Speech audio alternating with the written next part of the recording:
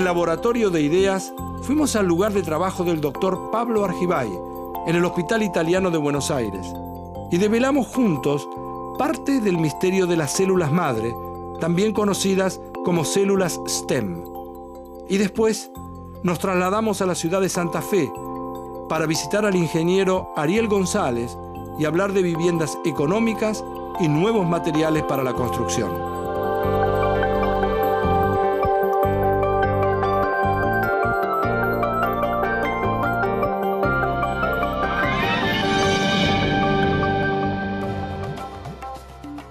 En noviembre del año 1998, el científico James Thomson de la Universidad de Wisconsin en Estados Unidos anunció que había alcanzado una de las metas más ambiciosas de la biología. Había aislado y cultivado un tipo de célula primitiva capaz de metamorfosearse en cualquiera de los 220 tejidos del organismo. Ese día se abrieron las puertas de una revolución médica de posibilidades insospechadas. En América Latina, la Argentina lidera las investigaciones en este tema y lo hace a través del doctor Pablo Argibay, director del Instituto de Ciencias Básicas y Medicina Experimental del Hospital Italiano. Estamos en el Hospital Italiano. Pablo, ¿qué son las stem cells? ¿Qué son las células madres? Explícame para que yo entienda.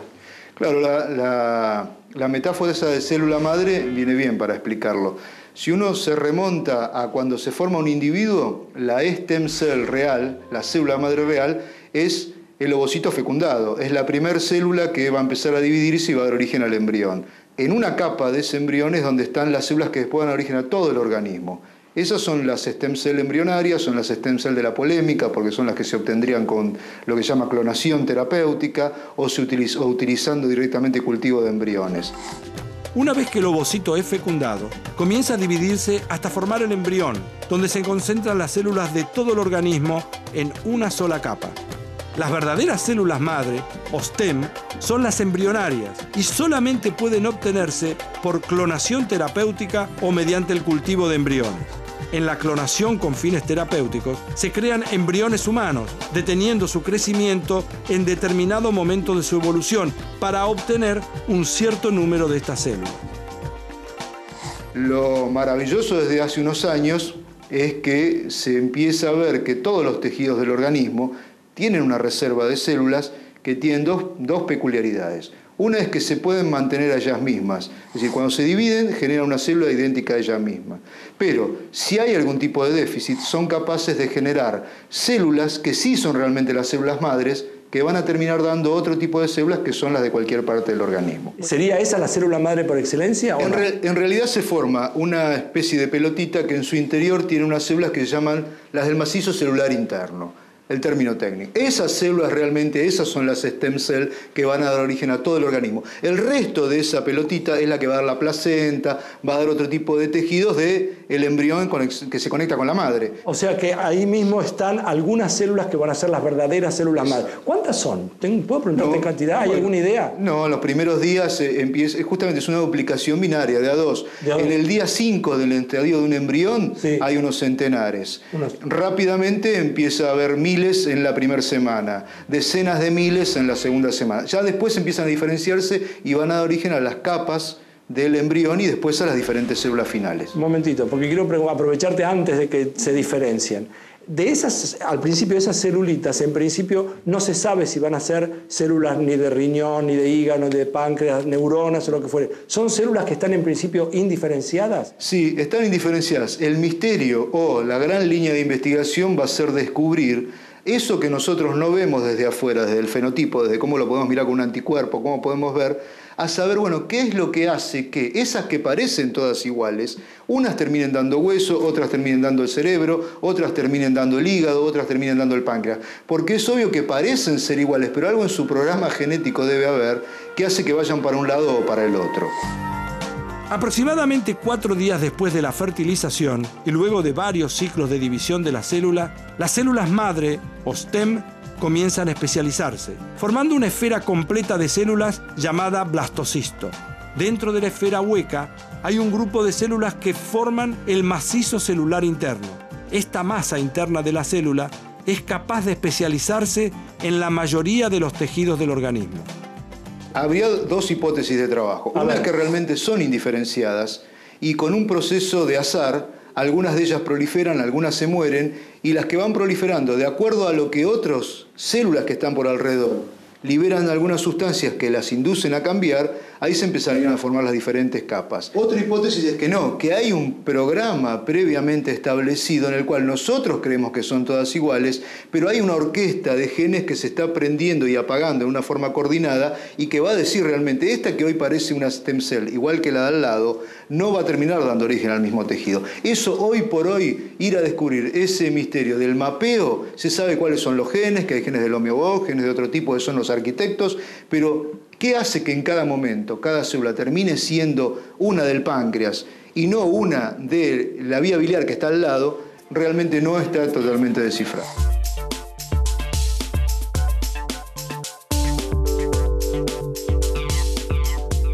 ¿El objetivo del humano sería poder controlar eso? O sea, ser capaz de dirigirlo y desde afuera, de alguna manera, decirle, vos ahora pasás a ser célula de hígado y vos transformate y convertite en célula de pulmón o en una neurona. ¿Ese es un estadio que estamos todavía muy lejos? ¿Es el objetivo, como me parece a mí, o no? Controlar. El objetivo, claro, hay dos objetivos. El objetivo de la ciencia básica sería entender, como siempre. Muy bien. Simplemente saber, a ver, cómo es que se forma un organismo. El objetivo de la biotecnología es aplicar el conocimiento de la ciencia básica y controlar sin lugar a duda. La tecnología siempre va a buscar controlar. Será el mercado, controlar la vida o controlar las enfermedades, pero es controlar. Pero sí, lo que se puede hacer hoy en día es, si uno toma una célula de esas stem cell y le pone una serie de factores que ya se conocen o activa genes que ya se conocen, puede terminar siendo algo muy parecido a una neurona. Ajá. Casi igual a una neurona. Lo que no se conoce es todos los pasos que realmente el organismo hace para que sea definitivamente una neurona que va a colocarse en tal lado del sistema nervioso central y que va a conectar tal parte con tal parte. El objetivo final sería tener ese mapa y poder programar una célula STEM para que haga un órgano y poder reemplazar enteramente. De eso estamos lejos, de un tejido estamos cerca. Existen dos líneas de investigación para explicar el mecanismo de crecimiento de las células madre. En una, las células madre están indiferenciadas y por azar, unas mueren, mientras otras proliferan y se transforman en los distintos tejidos. La otra teoría habla de un problema genético preestablecido, donde conjuntos de genes se activan y desactivan en forma coordinada y ordenan a las células que den origen a las distintas partes del organismo. ¿En qué punto estamos? ¿Cada cuánto se sabe algo muy nuevo? ¿Cada 5 años? ¿Cada año? Lo que sabíamos hoy comparado con lo que se sabía hace 10. ¿Cuál es la expectativa? Y después miramos cómo está la Argentina en ese sentido. El gran problema de este tipo de investigaciones, ni hablar en humanos, el gran problema en animales es que es muy difícil acceder a la célula en el momento in vivo. Es decir, el ovocito se va a implantar. Yo lo que puedo hacer es tomarlo y estudiarlo en ese momento. Pero seguir la dinámica de lo que está pasando instante a instante, que es donde se están activando, prendiendo y apagando genes permanentemente, es muy difícil, si bien hay algunas técnicas de marcado y todo. Ahora, esto no, permanentemente avanza. Todos los días se encuentran cadenas de genes que se activan en el día 6, proteínas que se necesitan para que el embrión se nutra y que ni se pensaba que se expresaban y se expresan, factores que hacen que se diferencien más a neuronas, factores que hacen que se diferencien más a otra cosa. No, no me atrevería a decir cada cuánto tiempo, pero probablemente las mejores revistas del mundo, uno diría Nature, Science, Cell, son revistas que tienen artículos de estos permanentemente. Ahora, ¿qué es lo que, por ejemplo, hace 5 o 7 años no se sabía y que ahora sí se sabe y que ha sido un salto cualitativo en el conocimiento? Sí, bueno, y aceptar realmente que haya stem cells del adulto, por ejemplo, es un tema que había áreas del sistema nervioso, por ejemplo, u otras áreas donde hace 10 directamente no era un tema conocido. No sé si 10 o 12, me refiero en ese salto. Sí, cuando yo era estudiante de medicina y no es tanto, probablemente hubiera sido mala palabra pensar que el sistema nervioso central tenía stem cell en el adulto y que eran capaces de generar neuronas todos los días. Hoy desde los trabajos ya de un argentino, Nottebohm, después Álvarez Willia o fundamentalmente actualmente Fred Gage en California, está clarísimo que no, que día a día y dependiendo de la actividad del individuo va a tener nuevas neuronas y nuevas conexiones neuronales y plasticidad. Es decir, que no hay un límite ni para el aprendizaje ni para el remodelamiento cerebral. Hace 5 años la gente diría, sí hay nuevas neuronas, pero no sirven para nada. Ajá. Desde hace 3 ya se está diciendo, no, hay nuevas neuronas y se conectan a los circuitos que están en el cerebro. Desde hace 1 o 2 se sabe, no solo se conectan, son funcionales y realmente cumplen un rol importante en procesos cognitivos. Es decir, que hoy cambiaría hasta el concepto de educación, y esta gente está trabajando en eso. Y dicen, bueno, no, hoy a un chico discapacitado o a un anciano o a alguien que tiene Alzheimer hay que estimularlo al máximo porque es mentira que no tiene más neuronas. Podemos hacerle un nuevo cerebro, que es claro que no va a ser, si te hace su cerebro lleno de placas de amiloide, como en Alzheimer, tapado de proteínas malas, para decirlo así, o en un chico discapacitado porque tiene muchas menos o zonas de su cerebro que no se desarrollan, no es que va a lograr un coeficiente intelectual de 160.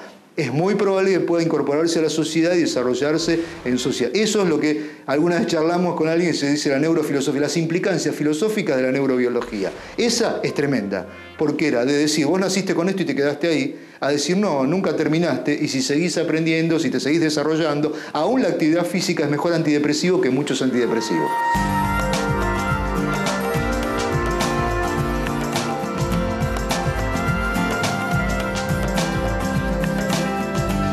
¿Dónde está la Argentina? ¿Dónde estamos nosotros? ¿Estás pugnando por qué? ¿Luchando en la frontera del conocimiento? ¿Tratando de descubrir qué? ¿Cuál es tu conjetura? ¿En qué trabajan ustedes acá?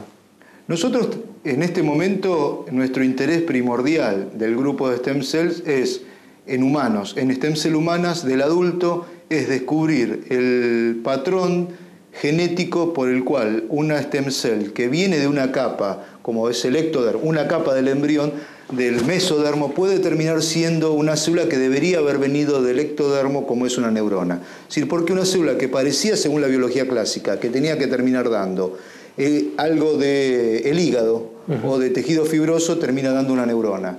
Entonces, ¿qué genes son los que en un ser humano hacen que eso que normalmente hubiera ido a parar a otro lado, como la médula ósea, termine siendo una neurona claramente en condiciones de cultivo y en modelos animales? Las limitaciones son que las tecnologías para hacer esto son muy pesadas. Muy pesadas, que decir, muy caras. Económicamente tremendas, porque esto es como las computadoras, se renueva permanentemente.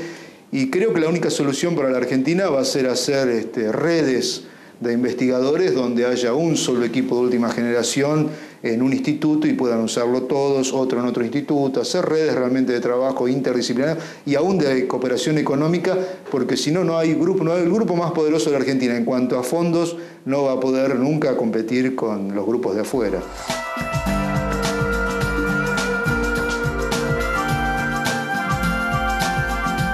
Una de las dificultades es que justamente, por ejemplo, en lugares como en Estados Unidos, no quieren subsidiar la investigación en stem cell por dificultades con el tratamiento de los fetos. ¿Cómo conseguir las stem cells? Que ese es uno de los problemas. ¿Querés explicar vos cómo está la Argentina al respecto? Yo digo que la Argentina es preocupante, porque la única proyecto de ley que yo he tenido en mis manos, que lo tengo en mi oficina ahí en una pizarra pegado, prácticamente no va a dejar lugar para ningún tipo de investigaciones relacionadas con esto.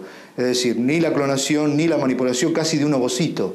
Es decir, por poco no se va a poder trabajar si se siguen ese tipo de leyes con gametas humanas.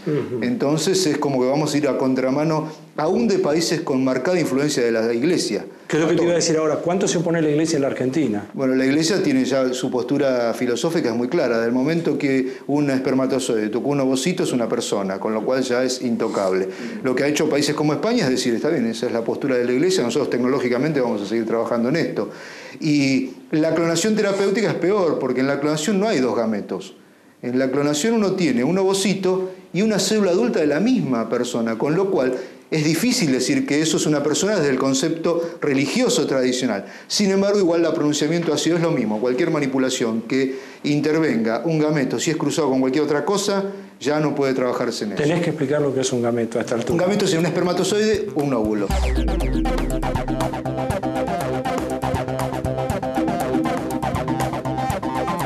La clase política entiende que esto podría ser una fuente generadora de muchas cosas para el país, pero no se quiere meter porque traería complicaciones con la Iglesia, con grupos conservadores. Nunca nadie citó a esos grupos o a los grupos que estamos trabajando en stem cells para decir, bueno, a ver, hagamos una legislación. ¿Qué es la clonación? ¿Qué es un stem cell? Esto que estamos haciendo en este programa, ¿qué es hasta dónde se puede llegar, por qué sería ético o no, qué es una persona. En el mundo en este momento, los filósofos en todo el mundo están definiendo eso. ¿Se puede decir que es persona cuando son 10 células? ¿Eso es una persona? Porque si decimos que cuando una persona muere su cerebro, puede donar sus órganos, aunque siga latiendo el corazón, ¿cómo se entiende conceptualmente que un macizo de células que no tiene un sistema nervioso central es una persona? Se entra en contradicciones, pero la Argentina es maestra en eso. Mi propuesta siempre ha sido que esto no puede decidirlo ni una iglesia ni un grupo político. Esto lo puede decidir la sociedad. La sociedad argentina tiene que un día hacer, si vamos a hacer un plebiscito para pavadas, se tendría que hacer un plebiscito y que la sociedad decida. Nosotros, la sociedad argentina decide seguir trabajando.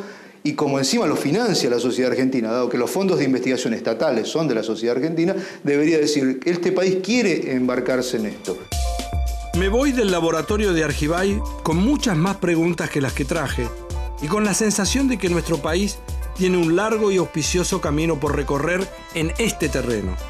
Pero por otro lado, me siento orgulloso de saber que científicos sobresalientes como Pablo nos representan en el exterior.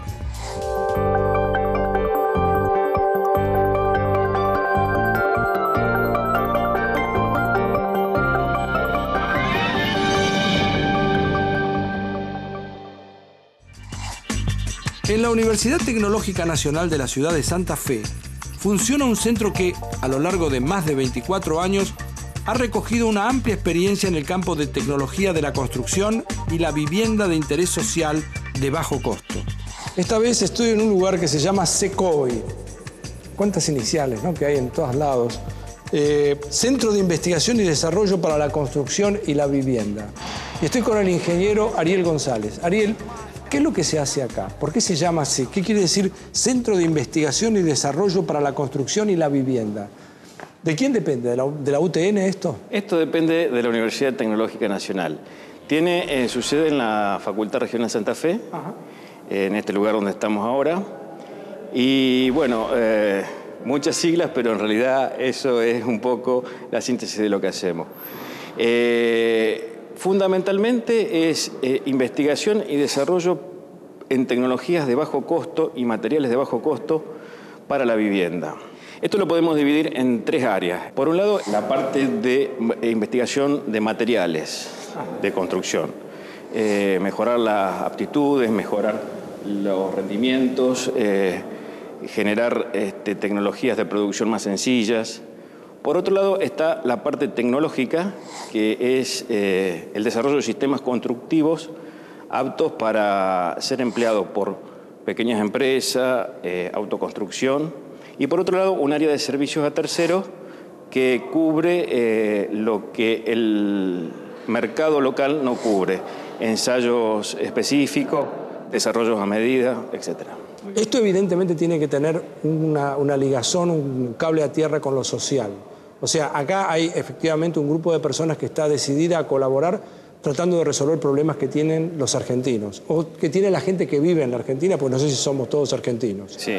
O sea, me parece, a lo mejor estoy intuyendo mal, pero me parece como que ustedes están preocupados por saber cómo resolvemos un determinado problema, cómo la ciencia puede aportar tecnología para abaratar los costos, mejorar la calidad de la construcción, mejorar los materiales, hacerlos más livianos, hacerlos más accesibles. ¿Estoy leyendo mal? ¿Estoy interpretando bien? No, está interpretando bien, es eso lo que hacemos, pero hay un punto que creo que merece destacarse. Todo esto no lo podemos hacer desde la tecnología solamente, no lo podemos hacer de una facultad donde se enseña ingeniería y se hacen desarrollos tecnológicos e ingenieriles. Esto lo tenemos que hacer necesariamente con otra gente de otras disciplinas. El problema es bastante complejo, el problema, sabémosle, de la vivienda, pero también es el problema de la falta de trabajo o de la falta de capacitación en la industria de la construcción o en nuevas tecnologías que mejoren la producción de materiales, en fin.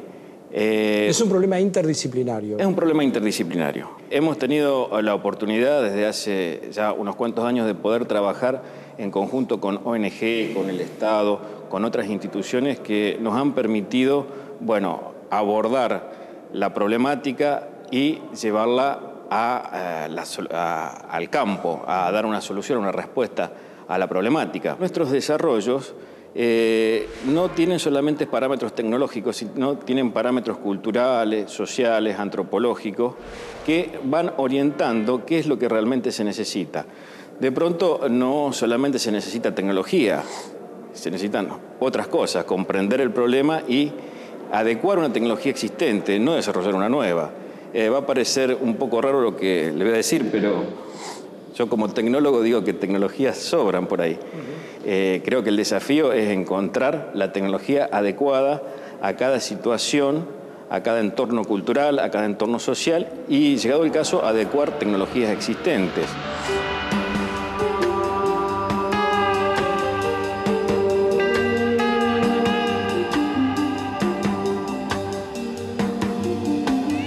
Hace 2 años en Santa Fe hubo inundaciones que fueron comentario, fue un drama para Santa Fe, para los argentinos, para el resto del mundo. Acá murió mucha gente, pero se perdieron, digamos, la pérdida fue enorme, desde infinitos lugares. Muy bien. La gente está acá afuera, viene y golpea la puerta y dice, nosotros tenemos un problema. ¿Cómo accede a conversar con ustedes? ¿Cómo se plantean los problemas? Concretamente, lo que fue la inundación del 2003, obviamente luego de el primer shock y la primera asistencia a los damnificados, se conformó una mesa en donde diferentes organismos, entre ellos organismos estatales, la cooperación internacional, ONGs locales, bueno, ¿qué es lo que hacemos para la reconstrucción? Es ahí donde nosotros pudimos concretar acciones con 2 ONG. Una es ADRA, que es una agencia de desarrollo adventista, y Hábitat para la Humanidad, que es una ONG internacional. Luego de algunas conversaciones, lo que hicimos fue adaptar un sistema constructivo que habíamos utilizado en otra oportunidad de diferentes formas. Con ADRA fue la generación de un microemprendimiento que fabricó todos los elementos constructivos para que la propia gente, las propias familias inundadas, aparte de capacitarse y fabricar esos elementos, construyeran sus casas. En los sectores sociales marginados muchas veces creen no poder, cuando en realidad lo que le falta es oportunidad. En este caso, ADRA le dio la oportunidad a estas familias inundadas de poder resolver ellas su problema a partir de, bueno, la implementación de una determinada tecnología. Uno podría decir la oportunidad, pero la oportunidad necesita una guía. Primero, una contención, alguien que comprenda que hay un problema. Una oreja que escucha frente a una persona que necesita. Alguien escucha. Una vez que escucha, sabe qué hacer con lo que escucha y puede guiar. Y dice, mire, yo creo que usted sí puede y le podríamos ayudar nosotros dándole el bagaje de conocimientos, de contención social, de, no sé, de liderazgo, como para decirle, miren, ustedes lo que podrían hacer es tal cosa. Sí. Me imagino que es una parte de lo que se está refiriendo usted. Correcto, pero no es concretamente la parte que hacemos nosotros. Nosotros lo que hacemos es insertarnos en ese proceso, sí, donde hay asistentes sociales, sociólogos, antropólogos que interpretan, son esas orejas que escuchan, para poder decir, proponemos esta tecnología, proponemos este modelo de gestión, proponemos esta forma de trabajo. Y dentro, en el diálogo... ¿A quién se lo proponen? ¿Se lo proponen a la propia gente que está con la dificultad? Luego, ¿a la ONG? Luego de conversarlo con la ONG, a la propia gente. Ajá. O sea, nosotros trabajamos con la gente. La capacitación la hacemos con la gente. ¿Ustedes les enseñan a las personas a reconstruir efectivamente, fácticamente, su propia vivienda? Sí, sí, sí. Lo que le enseñamos es a cómo construir su vivienda con una tecnología sumamente sencilla que permite que cualquier persona que no sea experta en la construcción tradicional pueda levantar su casa en un plazo bastante corto. Ahora, estoy hablando de una semana. ¿De una semana? Estoy hablando de una semana, una vez que están los elementos, una cuadrilla puede levantar una vivienda en una semana.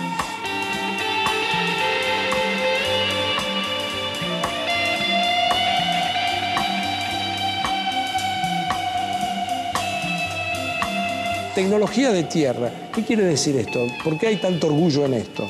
Bueno, esta es una investigación que estamos llevando adelante con gente de la Facultad de Arquitectura del Politécnico de Turín.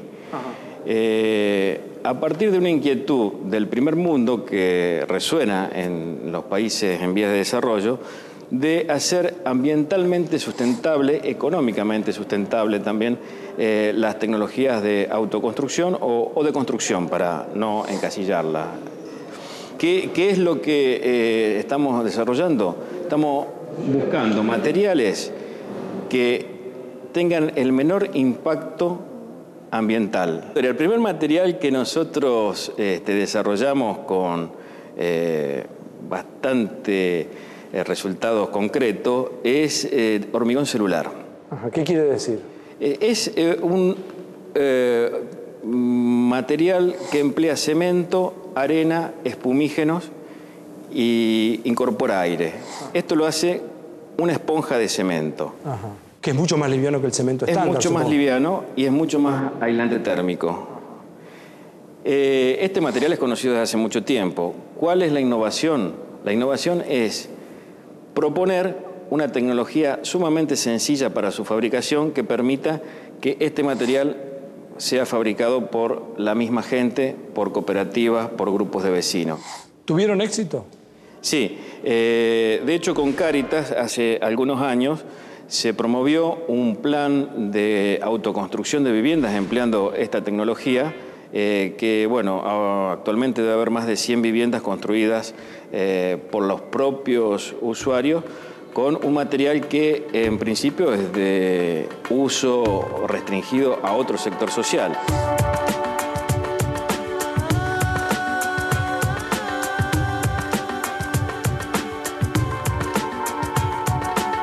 ¿Qué le gustaría pedir? ¿Qué le gustaría decir? Usted tiene una cámara de televisión, hay gente que está mirando y gente con sensibilidad que simplemente tendría ganas de poder colaborar y no sabe cómo. ¿Qué diría? Yo retomaría un poco algo que dije anteriormente, que este es un problema que, si bien en parte se puede resolver con la voluntad personal de cada uno o con una institución privada, es un problema del Estado. ¿Qué es lo que pienso que sería bueno para que todo lo que estamos haciendo llegue al destinatario? Comprensión por parte del Estado en cuanto a gestión de políticas de vivienda que contemplen la participación de todos los sectores.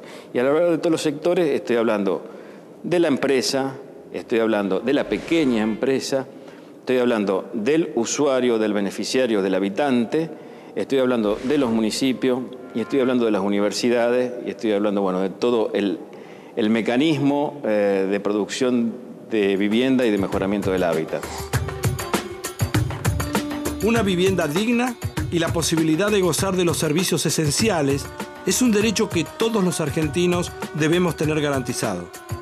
Es importante rescatar la valiosa tarea de las ONGs y de centros como el SECOVI, que con sus iniciativas abren un camino de esperanza.